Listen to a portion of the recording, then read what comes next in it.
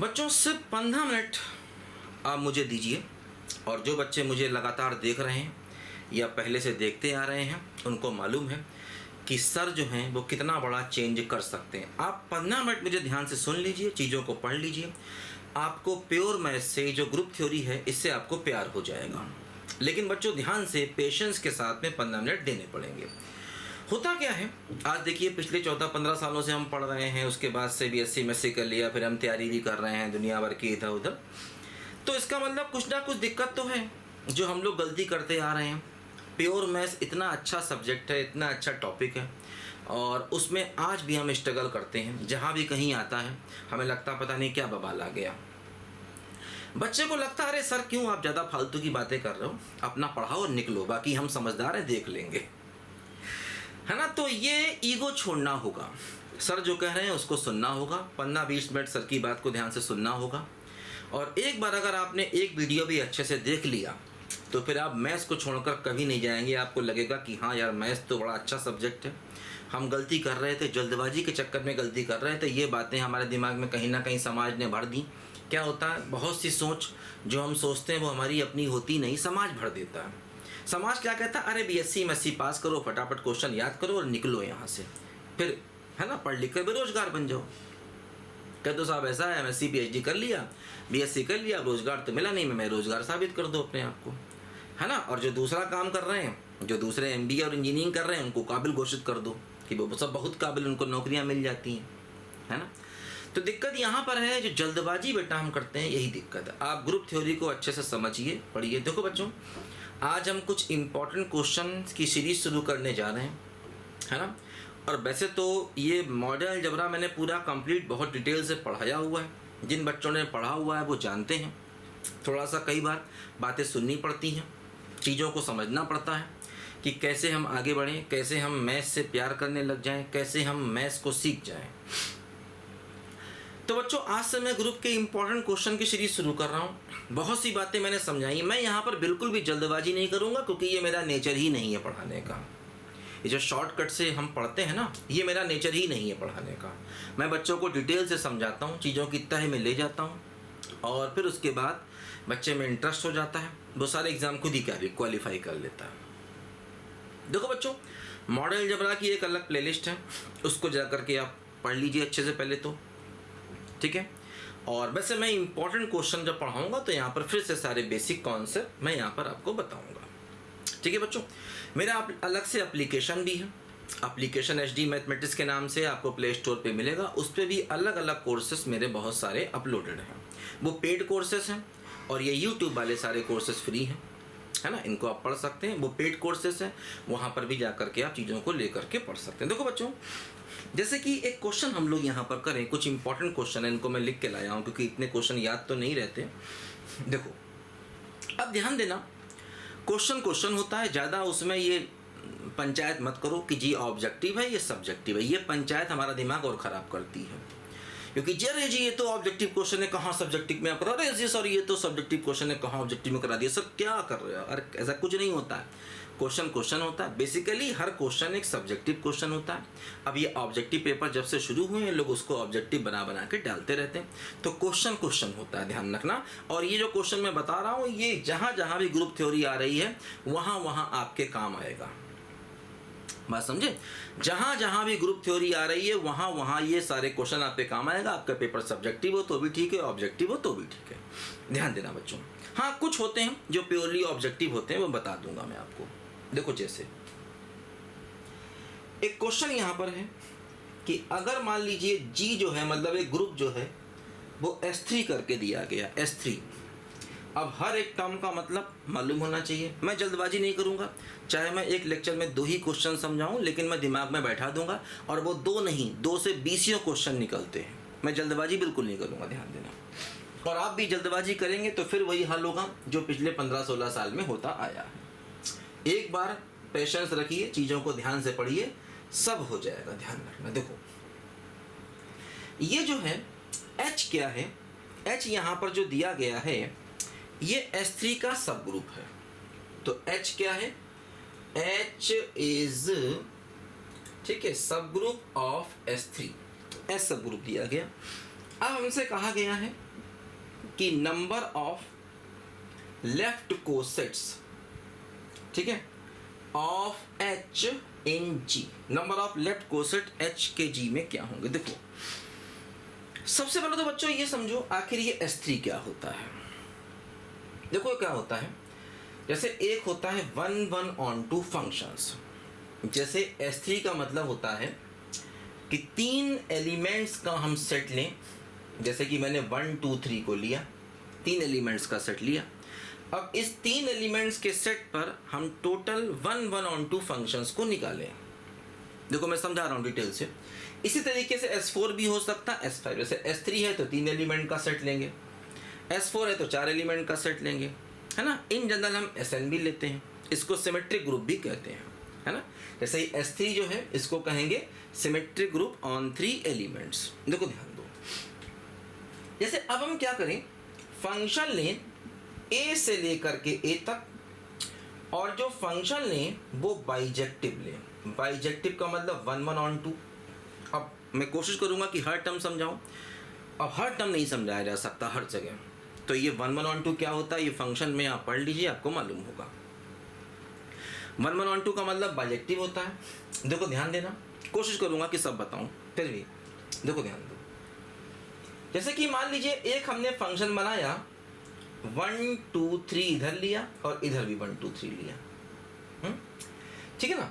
तो 1-1-on-2 का मतलब क्या होता है, एक एक पर जाएगा। जैसे कि मान लो 1 1 पर जाए, 2 2 पर जाए, 3 3 पर जाए, तो ये 1-1-on-2 फंक्शन है। एक एलिमेंट एक पर ही जाएगा, एक है ना, 2 एलिमेंट सेम पर नहीं जाएंगे।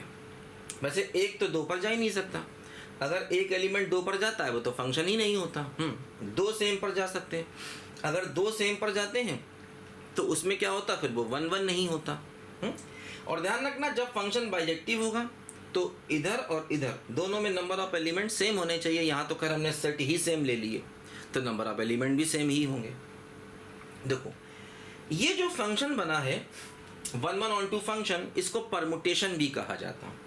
ये एक परमुटेशन बना है जिसमें क्या हो रहा है, 1 जा रहा है 1 पर ऐसे करके, 2 जा रहा है 2 पर, और 3 जा रहा है 3 पर। तो इस परमुटेशन को हम लोग कहते हैं, क्योंकि इसमें सेम सेम पर जा रहा है तो इसको हम आई भी कहते हैं। आई का मतलब हर एलिमेंट सेम पर जाएगा, 1 1 पर जाएगा, 2 2 पर जाएगा, 3 3 पर जाएगा, और यहाँ पर 4 एलिमेंट होते तो 4 4 पर जाता। तो ये हमने एक 1-1-on-2 परमुटेशन बनाया 3 एलिमेंट्स पर, फंक्शन बनाया। इसको फंक्शन भी कहते हैं, परमुटेशन भी कहते हैं। देखो ध्यान दो, हम थोड़ा चेंज कर सकते हैं। जैसे कि मान लीजिए A से A जाना है, इधर भी हमने 1 2 3 लिया, इधर भी 1 2 3 लिया। देखो क्या हो रहा है, मान लो मैं थोड़ा चेंज करूं, एक को भेजना एक पर ही है। मान लो मैंने 1 को 2 पर भेजा, 2 को 1 पर भेजा, और 3 को 3 पर भेजा। देखो इसमें क्या हो रहा है, 1 जा रहा है 2 पर, 2 जा रहा है 1 पर, और 3 जा रहा है 3 पर। देखो जैसे ये 3 3 पर जा रहा है तो इसको ना लिखें, इसको हम ऐसे भी लिखते हैं, खाली 1 2।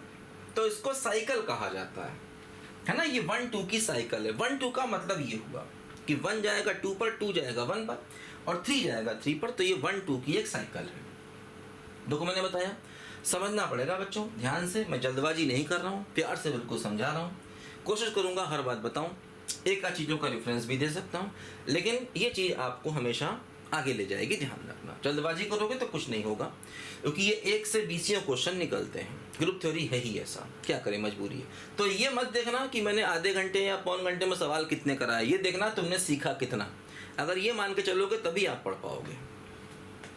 देखो ध्यान देना, होता क्या है इसमें, 1 जाएगा 2 पर, 2 जाएगा 1 पर, और 3 यहाँ पर जाएगा 3 पर, इसलिए इसको हम एक साइकिल कहते हैं। 1 2 की एक साइकिल है, ध्यान दीजिए। तो ये एक फंक्शन हो गया, है ना, मतलब खाली इसको भी लिख सकते हैं। तो ये मान लो हमारा F2 एक फंक्शन हो गया। अच्छा, मान लो मैं ऐसा कर दूं, है ना। अब हमें देखना है कि यहां से यहां तक टोटल 1-1-on-2 फंक्शन कितने बन सकते हैं। देखो 1 2 3 लिया, यहां भी 1 2 3 लिया। अब देखो क्या हुआ, मान लो मैंने 1 को भेजा 3 पर, 3 को भेजा 1 पर, 2 को भेजा 2 पर, ऐसा मान लो मैंने यहां पर कर दिया। ठीक है, देखो ध्यान दो। तो इसमें क्या हो रहा है, देखो इस फंक्शन में क्या हो रहा है, 1 जा रहा है 3 पर और 3 जा रहा है 1 पर और 2 जा रहा है 2 पर। तो इसको देखो हम ऐसे कहते हैं 1 3 की साइकिल, है ना। ऐसे लिखने का मतलब ही कि 1 जाएगा 3 पर, 3 जाएगा 1 पर और बाकी जितने बचे हैं वो सब उन्हीं पर जाएंगे। जैसे 2 जाएगा 2 पर, 4 जाएगा 4 पर, बाकी जितने बचे हैं वो सब उन्हीं पर जाएंगे।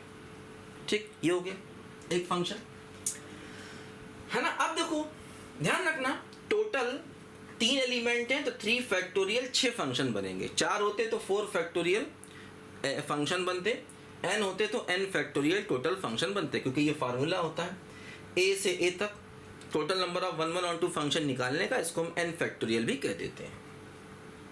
देखो ध्यान दो, अब होगा क्या बच्चों, यहाँ पर ये हो गया। देखो हम ऐसा करें, 1 2 3 यहाँ लिखें और 1 2 3 यहाँ लिखें। देखो अब हम एक काम करें, 2 को भेज दें 3 पर और 3 को भेज दें 2 पर। देखो 2 को भेज दिया 3 पर, 3 को भेज दिया 2 पर और 1 को भेज दिया 1 पर। तो देखो ये क्या हो रहा है, इसमें 1 जा रहा है 1 पर, 2 जा रहा है 3 पर, 3 जा रहा है 2 पर। देखो इसको हम खाली 2 3 लिख सकते हैं। तो ये हमारी एक साइकिल हो गई, मतलब एक प्रकार का फंक्शन है। देखो खाली 2 3 लिखें, इसका मतलब ये माना जाएगा, ध्यान दीजिए, है ना। i हो गया, 1 2 हो गया, 1 3 हो गया, 2 3। देखो ऐसा भी कर सकते हैं कि यहाँ एक सेट बनाया, यहाँ एक सेट बनाया, 1 2 3 1 2 3। देखो 1 को भेजें 2 पर, 2 को भेजें 3 पर, 3 को भेजें 1 पर। तो इसमें क्या हो रहा है, देखो 1 जा रहा है 2 पर, 2 जा रहा है 3 पर, 3 जा रहा है 1 पर। देखो इसमें क्या हो रहा है, ये 1 2 3 की साइकिल हो गई। साइकिल का मतलब रिपीट होगा, जैसे यहाँ पर साइकिल का मतलब 2 जाएगा 3 पर, 3 जाएगा 2 पर, साइकिल का मतलब। और बाकी जो नहीं लिखा है इसमें, इसका मतलब वो उसी पर जाएगा। जैसे यहाँ पर मैंने 1 3 लिखा तो 1 जाएगा 3 पर, 3 जाएगा 1 पर, जो नहीं लिखा वो उसी पर जाएगा। इसका मतलब ये होता है। अब देखो जैसे यहाँ पर तीनों लिखे, इसका मतलब 1 जाएगा 2 पर, 2 जाएगा 3 पर, 3 जाएगा 1 पर। तो एक साइकिल हो गई, है ना। एक देखो ऐसा भी हो सकता है कि 1 2 3 1 2। देखो 1 जाए 3 पर, है ना, 1 जाएगा 3 पर मान लो, और 3 जाएगा 2 पर और 2 जाएगा 1 पर। देखो इसमें क्या हुआ, इसमें ऐसा हो रहा है, 1 जा रहा है 3 पर, 3 जा रहा है 2 पर और 2 जा रहा है 1 पर। देखो ये हो गई 1 3 2 की एक साइकिल, है ना। 1 गया 3 पर, 3 गया 2 पर और 2 गया 1 पर। तो मतलब देखो ये हो गई यहाँ पर 1 3 2 की एक साइकिल। देखो ध्यान दो, तो टोटल फंक्शन देखो इन पर कितने बने। जो टोटल फंक्शन देखो यहाँ पर बने वो देखो ऐसे करके बने a पर, क्योंकि S3 है ना, S3 का मतलब हमने 3 एलिमेंट्स वाला सेट लिया होगा। तो S3 में क्या क्या आया, देखो S3 में एक तो आ गया i मतलब आप समझते हैं। एक फंक्शन आ गया 1 2, ये भी आप समझते हैं। एक फंक्शन आ गया देखो 1 3, ये भी आप समझते हैं। एक फंक्शन देखो आ गया 2 3, ये भी आप समझते हैं। एक फंक्शन आ गया देखो 1 2 3 साइकिल, और एक आ गया 1 3 2 की साइकिल। देखो ऐसे। तो S3 जब भी हमें दिया जाए, जो बहुत जगह दिया जाएगा, पूरे ग्रुप में ध्यान रखना S3 बहुत जगह दिया जाता है। तो S3 का मतलब ये आता है, याद कर लो। अब याद करोगे तो याद होगा। S3 का मतलब क्या, S3 का मतलब उन फंक्शंस का सेट जो कि a से a पर हैं, और a क्या है 1 2 3 से 1 2 3। मतलब वो सारे फंक्शन मैंने लिए जो कि a से a पर हैं, और वो सारे फंक्शन लिए जो a से a पर हैं और 1 1 और 2 भी हैं, है ना। a से a तक जाने वाले सारे मैंने 1 1 और 2 फंक्शंस का सेट ले लिया। वो हमारा क्या है, S3 है। ठीक है, ये ध्यान देना।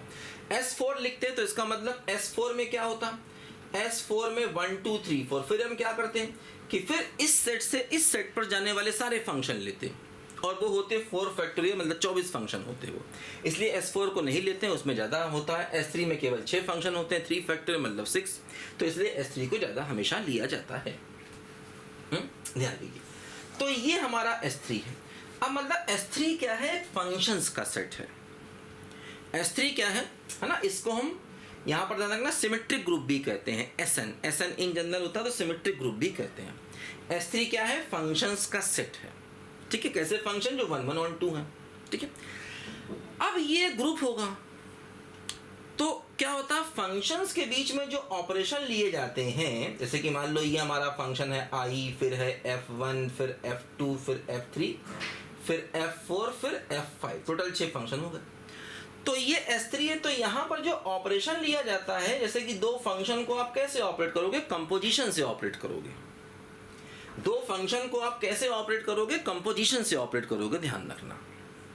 अब जैसे यहाँ पर मान लो हमें 1 2 है ना, कंपोजिट फंक्शन का ऑपरेशन, इसको ऑपरेट करना है। देखो इसका मतलब यहाँ पर क्या होता है, जैसे 1 2 का मतलब क्या, 1 जाएगा 2 पर, 2 जाएगा 1 पर, 3 जाएगा 3 पर, इसको ऐसे लिखो। 1 3 का मतलब क्या हुआ, 1 जाएगा 3 पर, 3 जाएगा 1 पर, 2 जाएगा 2 पर, ये इसका मतलब हुआ। बस समझे।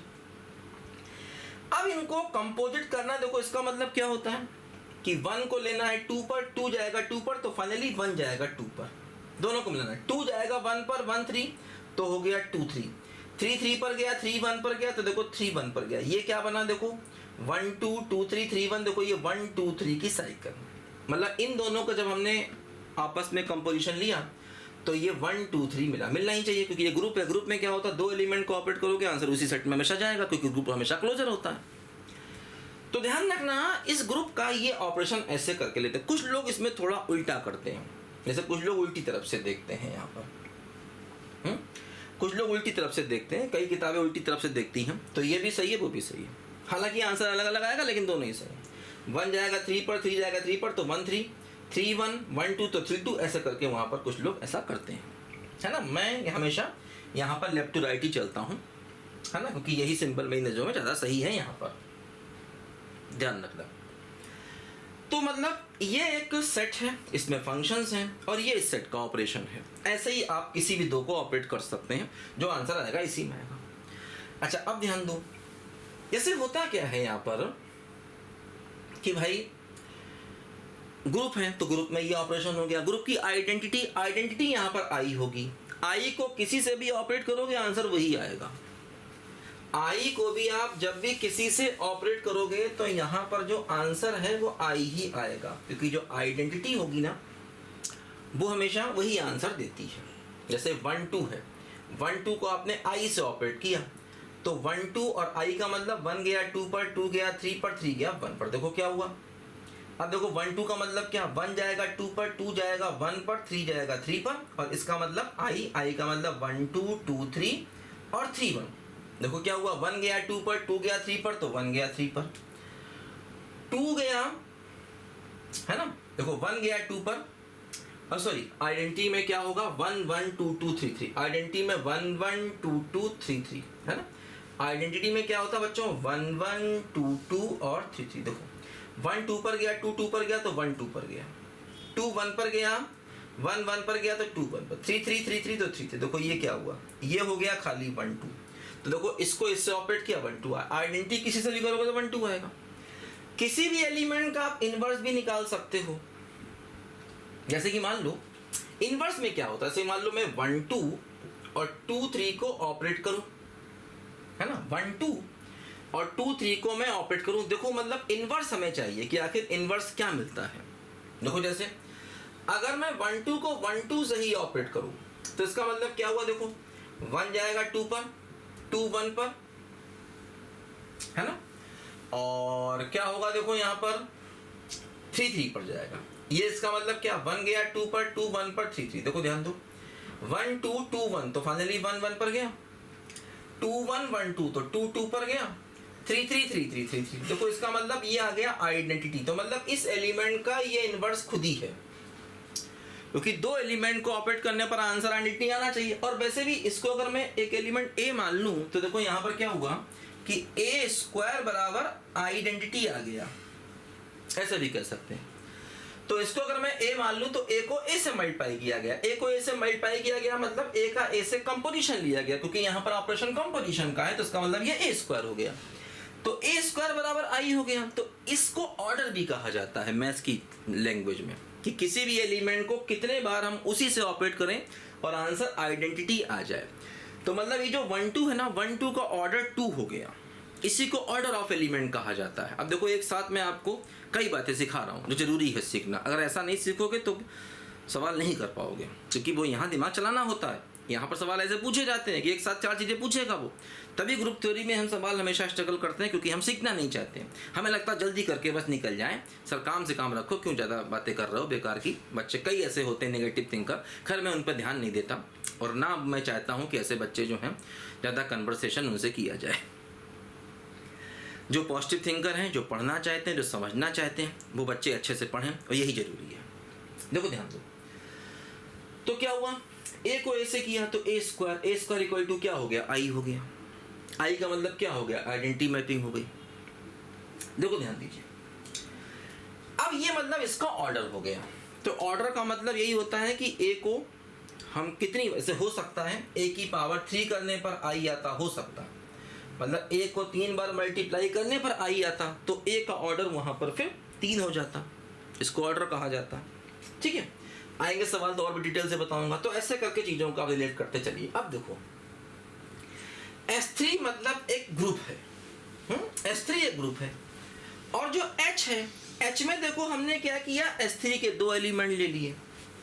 H में हमने क्या किया, S3 के 2 एलिमेंट ले लिए। H में हमने केवल 2 एलिमेंट ले लिए S3 के। कौन कौन से, देखो I और 1 3। ये भी मतलब इसका सब ग्रुप है। तो अगर ये इसका सब ग्रुप है तो इसका मतलब देखो यहाँ पर ये हुआ भाई, सब ग्रुप में क्या चाहिए, है ना, आइडेंटिटी चाहिए, वो है। इनवर्स चाहिए, देखो जैसे 1 3 है। अब अगर मैं 1 3 को 1 3 से ऑपरेट करूं, देखें क्या मिलेगा।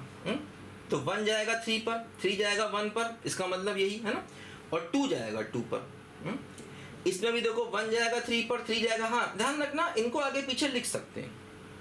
जैसे मैंने 3 को पहले लिख लिया, जरूरी नहीं है कि पहले 1 2 3 लिखा जाए, कहीं भी लिखो इसको, मतलब इनको आगे पीछे कर सकते हैं। हम ऐसे भी लिख सकते थे, यहाँ 2 2 लिखें, यहाँ 3 1 लिखें, यहाँ भी ऐसा कर सकते थे, यहाँ 2 2 लिखें, यहाँ 3 1, एक ही बात है, वो ध्यान रखना। ठीक है, देखो अब जैसे यहाँ पर देखो 3 1, देखो 1 3 3 1 तो 1 1 पर गया, 2 2 2 2 तो 2 2 2 पर गया, 3 1 3, तो देखो मतलब क्या हुआ, ये आइडेंटिटी आ गया। तो इसका मतलब इसका इन्वर्स ये खुद ही है, और आई का इन्वर्स तो आई खुद होता ही हमेशा। ग्रुप में आइडेंटिटी हमेशा अपने आप का इन्वर्स होता ही होता है। तो इसका मतलब ये ग्रुप है खुद भी, और ग्रुप है तो ये इसका सब ग्रुप है, क्योंकि इससे छोटा है।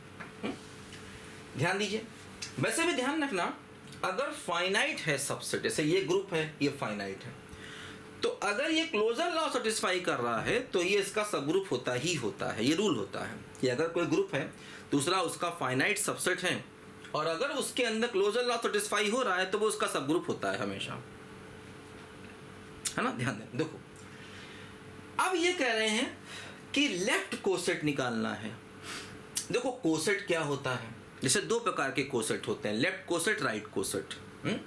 जैसे कि अगर G ग्रुप है और H उसका सब ग्रुप है, तो देखो इसको ऐसे भी लिखते हैं, HG lesser equal to G। Lesser equal to G का मतलब हुआ मैथ्स की लैंग्वेज में कि H जो है वो G का सब ग्रुप है। मैथ्स की लैंग्वेज में H क्या हो गया, G का सब ग्रुप हो गया, लेसर इक्वल टू।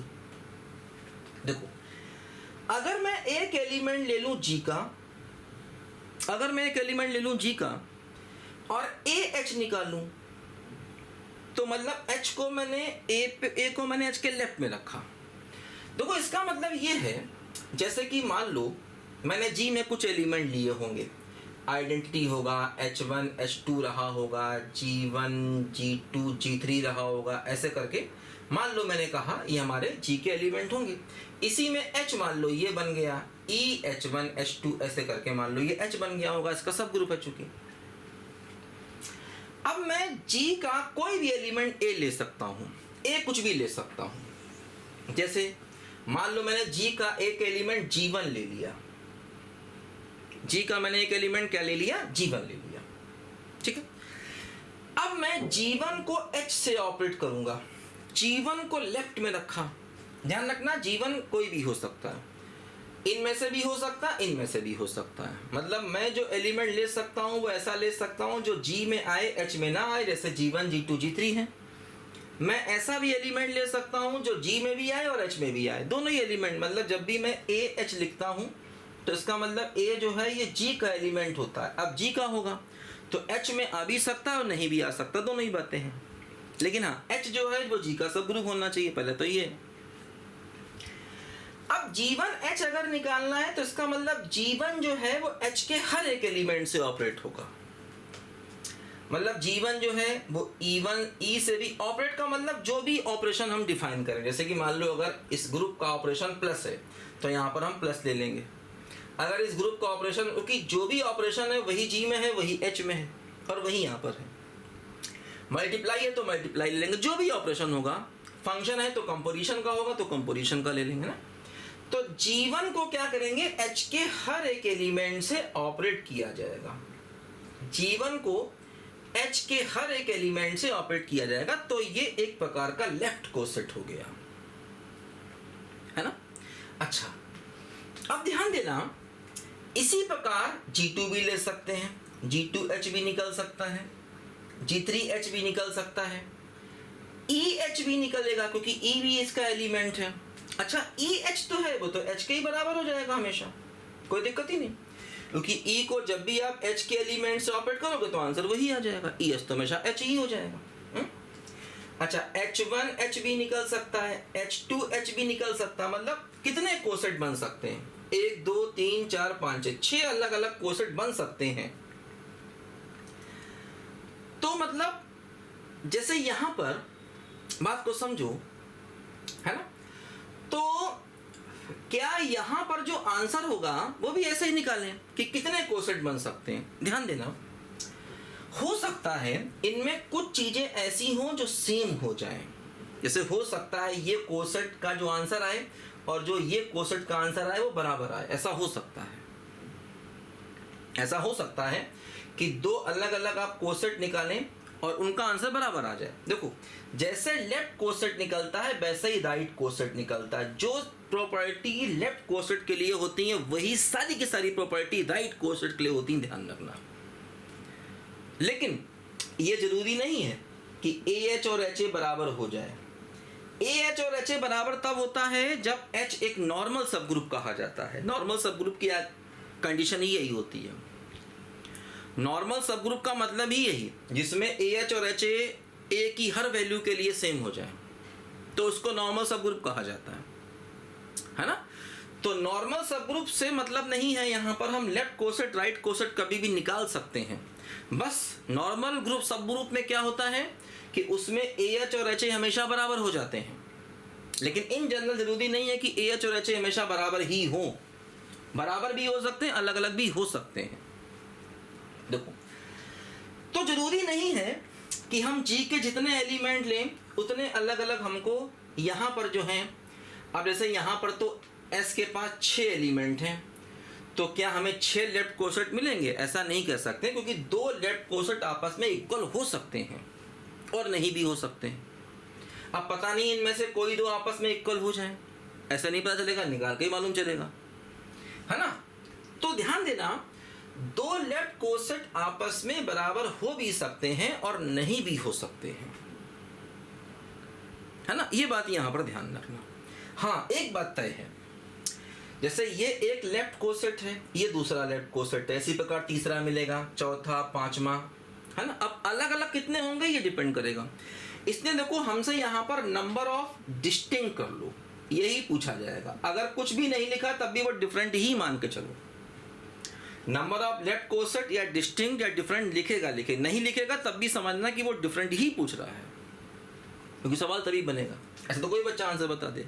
देखो ध्यान दो, अब वैसे हम 6 यहाँ पर निकाल सकते हैं, लेकिन हो सकता है उनमें से आपस में कोई 2 या कोई 3 बराबर हो जाए। तो अलग अलग कोसेट जो है ना, वो पता नहीं कितने आए, वो निकाल के ही मालूम चलेगा फिर, है ना। डिफरेंट कोसेट मतलब कितने अलग अलग कोसेट आए। भाई यहाँ तो आप निकाल तो रहे हैं 6, क्योंकि आप G के हर एक एलिमेंट के लिए A इंटू H निकाल सकते हैं, है ना। आप 6 निकाल रहे हैं, लेकिन जरूरी नहीं है कि ये 6 के 6 अलग अलग आए। हो सकता कोई 2 एग्जैक्टली आ जाए, क्योंकि वो तो ऑपरेशन करने के बाद समझ में आएंगी चीजें, है ना। हाँ, देखो ये बात समझ में आई। तो इसलिए कितने लेफ्ट कोसेट होंगे, कितने राइट कोसेट होंगे, ये बिना निकाले पॉसिबल नहीं है।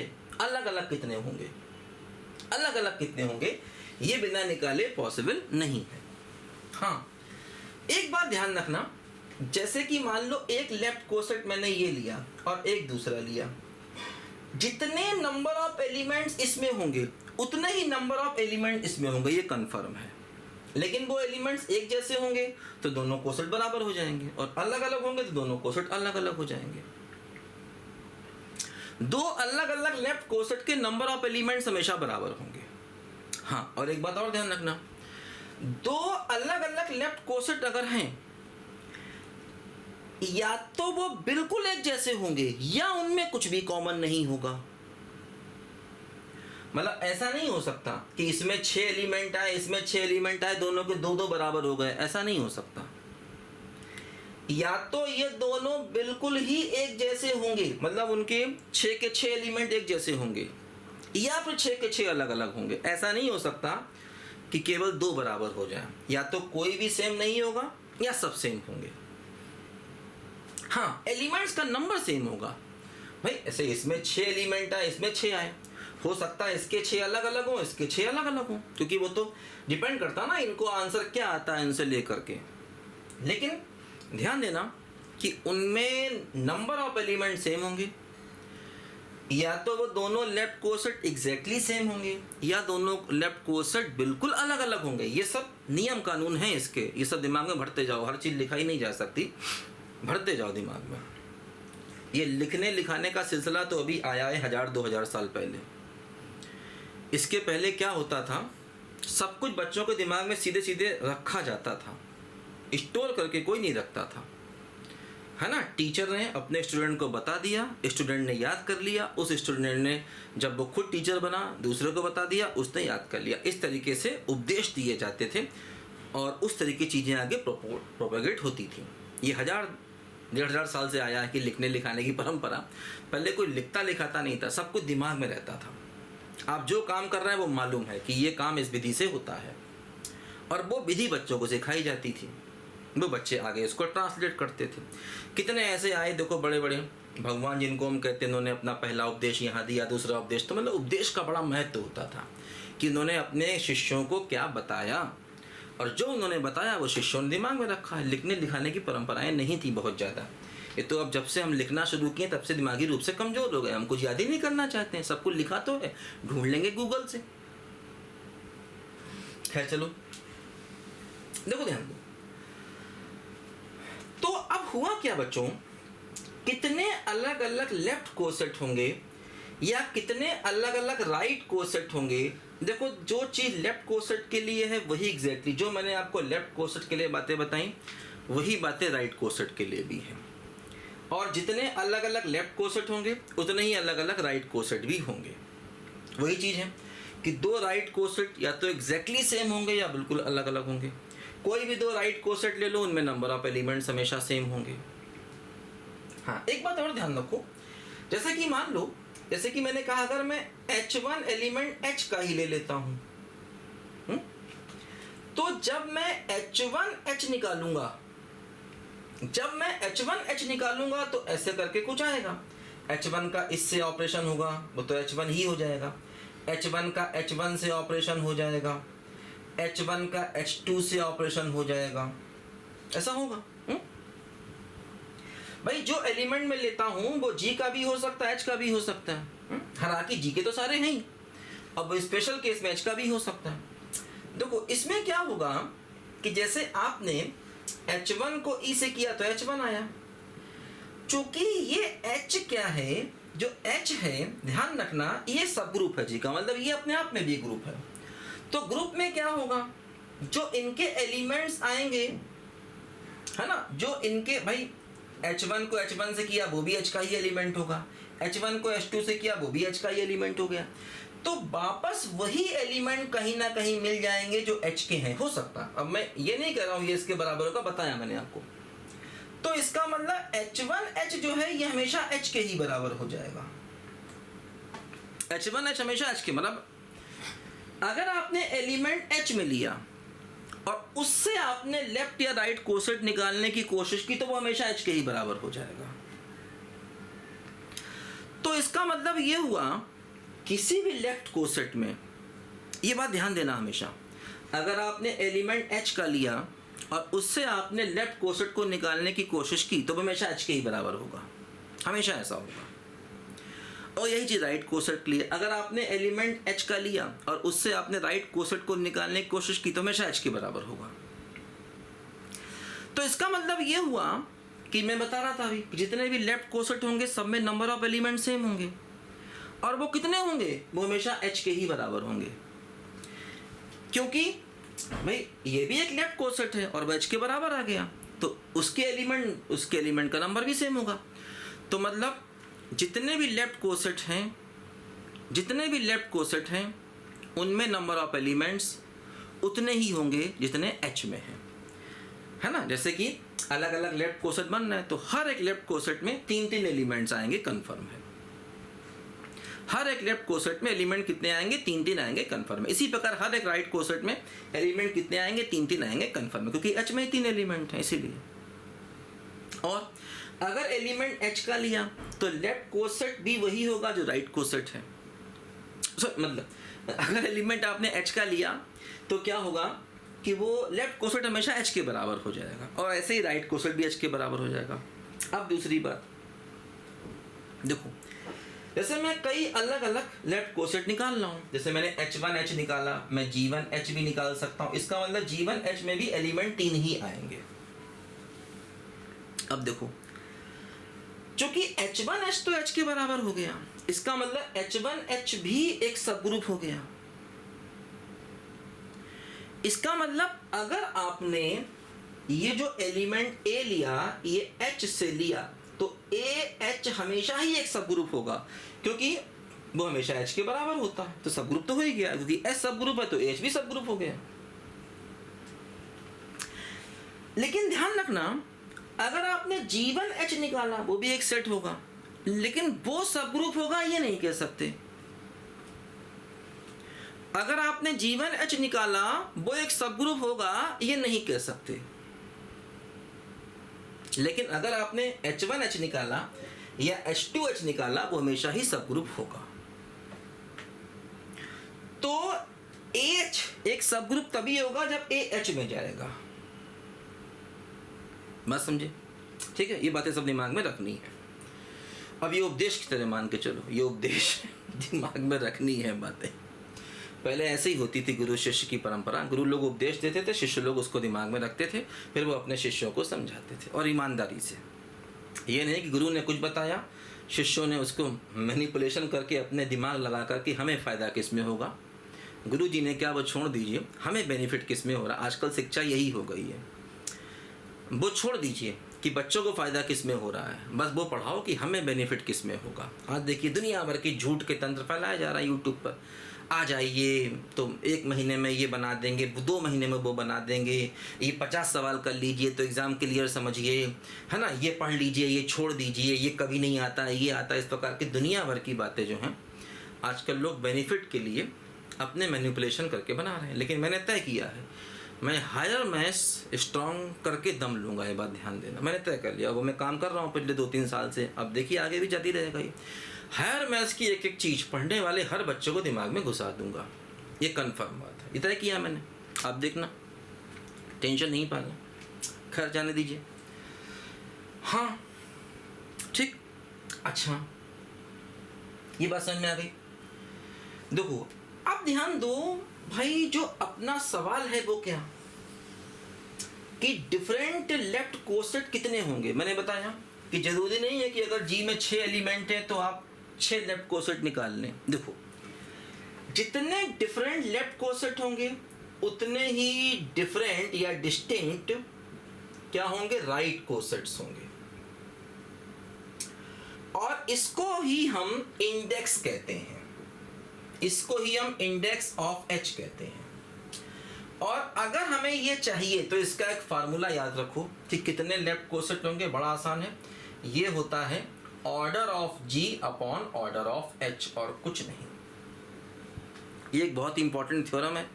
कितने अलग अलग लेफ्ट कोसेट बनेंगे, कितने अलग अलग राइट कोसेट बनेंगे, इसी को इंडेक्स भी कहा जाता है। ठीक है, तो इसका फार्मूला होता है जी के ऑर्डर को एच के ऑर्डर से हम हमेशा डिवाइड कर देंगे, तो ये हमारा हमको फार्मूला हमेशा मिल जाएगा। तो यहाँ पर जी का ऑर्डर कितना था, 6, क्योंकि जी में 6 एलिमेंट थे। भाई S3 में कितने एलिमेंट हैं, 6, और H में कितने एलिमेंट है, 2। तुम कहोगे सर ये बात तो पहले ही बता देते, क्यों आपने इतनी माथापच्ची कराई। लेकिन नहीं, आपने एक साथ बहुत बातों को सीखा, क्योंकि ये S3 आगे कई जगह पर आएगा, और जब भी आएगा तो मैं बताऊंगा S3 का मतलब क्या। ये H और K भी आगे कई जगह आएंगे, जब भी आएगा तो समझ जाना ये क्या मतलब है। तो बेटा चीज़ों को सीखते चलो। ये फार्मूला तो मैं 1 सेकंड में बता के आगे बन जाता, हीरो बन जाता। देखिए 5 मिनट में, इस 5 मिनट क्या 5 सेकंड में सवाल निकाला, हीरो बन गया। ऐसा नहीं है, समझना पड़ता है। हाँ, धीरे करके हीरो बनोगे, फटाफट करोगे, लेकिन पहले ही बेसिक को समझ लो, ठीक है। अभी जब भी S3 आएगा तो आप समझ जाओगे S3 का मतलब क्या है ना, बस समझ गए। तो अब जब भी कभी आपको नंबर ऑफ लेफ्ट कोसेट या राइट कोसेट निकालने हो तो ये फार्मूला हमेशा लगा देंगे, तो आपको नंबर ऑफ लेफ्ट कोसेट या नंबर ऑफ राइट कोसेट हमेशा आपको यहाँ पर मिल जाएंगे। तो यहाँ पर हमारे अलग अलग जो लेफ्ट कोसेट बनेंगे वो केवल 3 बनेंगे, ये बात समझ जाओ, और इतने ही राइट कोसेट बनेंगे। मतलब वो 6 निकल जो रहे हैं ना, वो 6 के 6 अलग अलग नहीं होंगे, उनमें से 3 सेम हो जाएंगे। अब तुम निकाल के देखो कौन कौन से 3 सेम होंगे। निकाल के देख सकते हो, निकाल के देख सकते हो। कई जगह ये भी पूछा जाएगा कि कौन कौन 3 सेम होंगे। देखो जैसे अगर हमने S3 का एलिमेंट I लिया तो IH निकल सकता है। खैर IS तो हमेशा H के बराबर ही होता है, E इंटू H हमेशा ही H होता है, देखा ना हमने, ये तो H के बराबर ही होगा। अब जैसे मैं 1,2H निकालूं तो 1,2H का मतलब क्या हुआ, 1,2 इससे मल्टीप्लाई होगा, तो 1,2 इंटू I वो 1,2 ही रहेगा। अब 1,2 1,3 से मल्टीप्लाई से मतलब ऐसे निकालो, 1,2 का कंपोजिशन 1,3 से, 1,2 का मतलब क्या, 1 जाएगा 2 पर, 2 जाएगा 1 पर, 3 जाएगा 3 पर, 1,3 का मतलब क्या, 1 जाएगा 3 पर, 3 जाएगा 1 पर, 2 जाएगा 2 पर, फटाफट निकालो। 1 गया 2 पर, 2 गया 2 पर, 1 गया 2 पर, 2 गया 1 पर, 1 गया 3 पर, तो 2 गया 3 पर, 3 3 3 1 तो 3 1, तो देखो क्या बना, ये बन गया 1 2 2, ये देखो 1 2 3 की साइकिल बन गया। 1 गया 2 पर, 2 गया 3 पर, तो देखो ये 1 2 3 की साइकिल बन गया। ये आया 1,2H, ये 1,2H आया।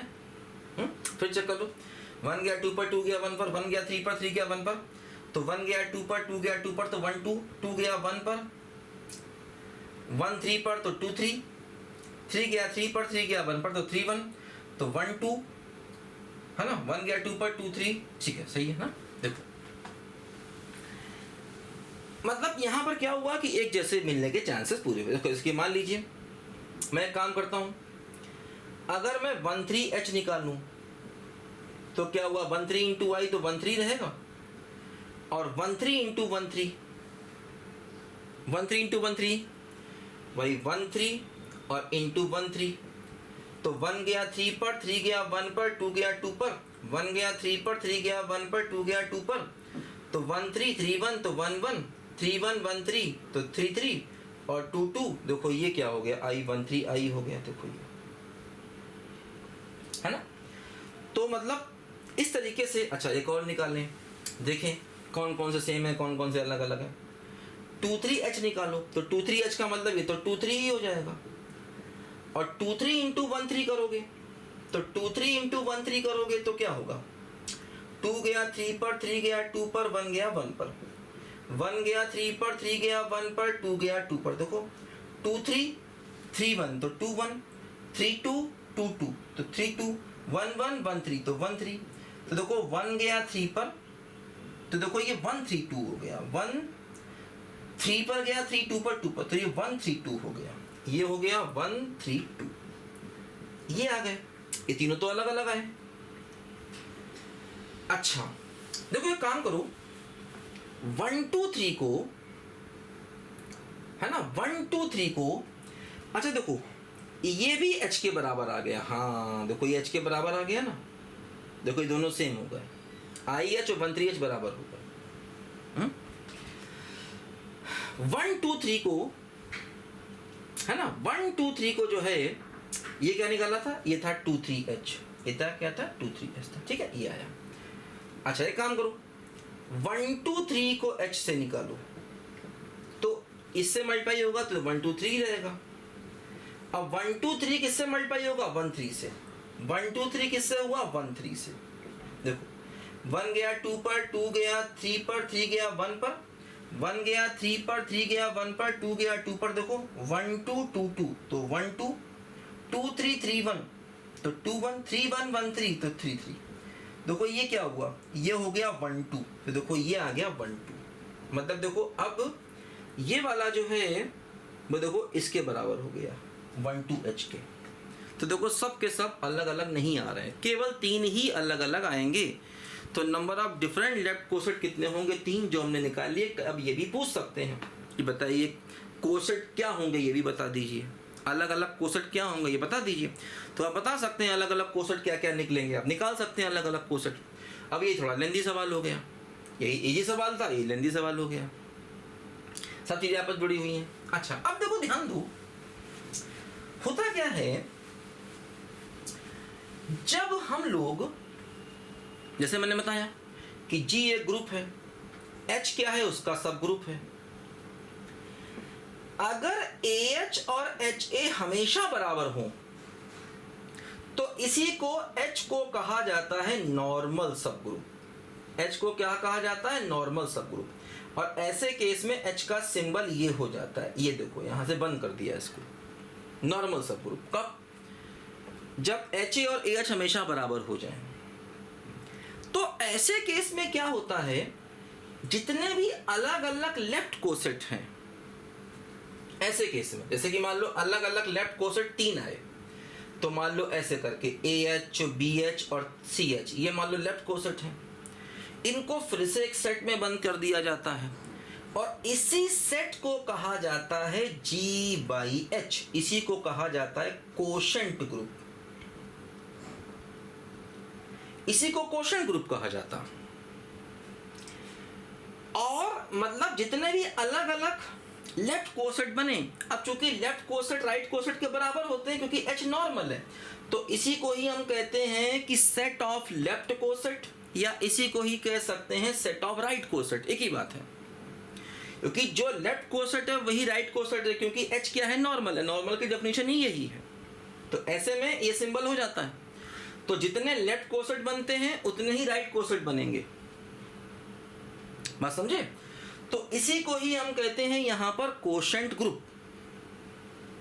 इसी को ही हम क्या कहते हैं? Quotient group. लेकिन ये कोशेंट ग्रुप का बनता जब H नॉर्मल हो, क्योंकि उसी केस में ये जितने लेफ्ट कोसेट है ना, ये ग्रुप बना देते हैं। और इस ग्रुप का ऑपरेशन ये माना जाता है, AH और BH है ना, तो इसको ऐसे माना जाता है AB एक साथ में और H, ये इसका ऑपरेशन माना जाता है। मतलब दो एलिमेंट जो हैं इस ग्रुप के इस तरीके से आपस में ऑपरेट होते हैं। AB के बीच में वही ऑपरेशन आएगा जो G का है ना? AB के बीच में वही ऑपरेशन आएगा जो G का है, और AB का H से भी वही ऑपरेशन आएगा जो G का है। जैसे कि मान लो अगर ऑपरेशन प्लस का है तो यहाँ पर AB के बीच में ही प्लस का आएगा, और जब AB H के साथ जाएगा तो फिर वो सबसे प्लस के साथ जाएगा। जैसे मान लो अगर ऑपरेशन प्लस का है तो यहाँ भी A प्लस H होगा, यहाँ भी B प्लस H होगा, यहाँ भी C प्लस H होगा, यहाँ AB के बीच में ही प्लस आएगा, और AB जब H के साथ में जाएगा तब भी प्लस से ही जाएगा। बात समझे ना? तो ये चीजें। तो नॉर्मल सब ग्रुप, तो इसका मतलब क्या हुआ कि कोशेंट ग्रुप के एलिमेंट्स कितने हो गए? वही जितने अलग अलग नंबर ऑफ लेफ्ट कोसेट हैं। तो ये जो लेफ्ट कोसेट हैं ये ग्रुप तभी बनाएंगे जब ये नॉर्मल होगा, है ना? ध्यान रखना, तभी इसको कोशेंट ग्रुप यहां पर हम कहेंगे।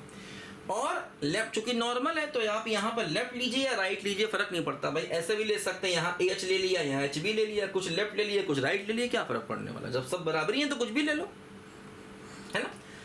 तो इसका मतलब कोशेंट ग्रुप में नंबर ऑफ एलिमेंट्स कितने होंगे? वही जो हमने निकाले कि G का ऑर्डर अपॉन H का ऑर्डर से डिवाइड कर दो। तो कोशेंट मतलब नॉर्मल हुआ, तो यहाँ पर इसी को हम नॉर्मल में लेकर चलेगा। चीजें आपस में जुड़ी हुई हैं सब। तो लेफ्ट कोसेट, राइट कोसेट, फिर नॉर्मल, ये सब चीजें हैं यहाँ पर। मतलब जो अलग अलग सेट्स थे, जो अलग अलग लेफ्ट कोसेट क्या थे? सेट थे। उन सेट्स को मिला दिया तो फिर वो एक ग्रुप बना देंगे यहाँ पर। अब ध्यान देना, इनमें से जो अलग अलग ग्रुप हैं जो कुल मिला के अलग अलग सेट हैं, उनमें से खुद इंडिविजुअली भी अपने आप में ग्रुप होंगे, लेकिन कोई बात नहीं, वो ग्रुप का ग्रुप हो जाएगा। ऐसे केस में कुछ ग्रुप होंगे, कुछ नहीं भी होंगे। तो हमने देखा था ना, AH ग्रुप हो भी सकता, नहीं भी हो सकता। AH खुद भी एक ग्रुप हो सकता है अगर AH में आ गया तब। यहाँ पर हमने सारे कोसेट ले लिए, उनको एक ग्रुप बना दिया। तो ये होता है कोशेंट ग्रुप, या इसको फैक्टर ग्रुप भी कहा जाता है। तो इसके नंबर ऑफ एलिमेंट्स हमेशा, है ना, G के number of elements upon H के नंबर ऑफ एलिमेंट। तो मतलब क्वेश्चन तो एक था, लेकिन हमने बहुत उसको डिटेल से समझा। अब ये बातें दिमाग में हमारे बैठ गई होंगी, और यही तरीका है ग्रुप को सीखने का। और आप कितनी भी थ्योरी, कितने भी स्टैंडर्ड रिजल्ट पढ़ लेंगे, दिक्कत में हमेशा रहेंगे। तो ऐसे करके हम लोग अब ये इम्पॉर्टेंट जो क्वेश्चन इनकी सीरीज शुरू कर रहे हैं, इसके थ्रू मैं आपको पूरा ग्रुप समझा दूंगा। लेकिन हाँ, कुछ तो बेसिक आना चाहिए। अब ये तो मालूम ही होना चाहिए ना ग्रुप क्या होता है, सब ग्रुप क्या होता है। अब तुम ये कहो सर आइडेंटिटी समझा दो, फिर से इन्वर्स समझा दो, फिर से कोशिश मैं कर रहा हूँ, लेकिन इतना तो आना चाहिए ग्रुप की। बेटा पूरी हमारी प्लेलिस्ट है, उसको पढ़ लो जाके, समझ लो जा करके। पूरी स्टार्टिंग तो आना चाहिए ना। अब सवाल तो नहीं बच्चों के लिए होता, जिनको कुछ तो आए ना यार। अब कुछ भी नहीं आता, हम सीधे ग्रुप में आ गए साहब, सवाल करके निकल जाएंगे, किसी को मालूम नहीं चलेगा, ऐसा नहीं होगा। ठीक है, बाकी यार समझदार हैं बच्चों, समझदार बच्चे। ओके बेटा, बाय।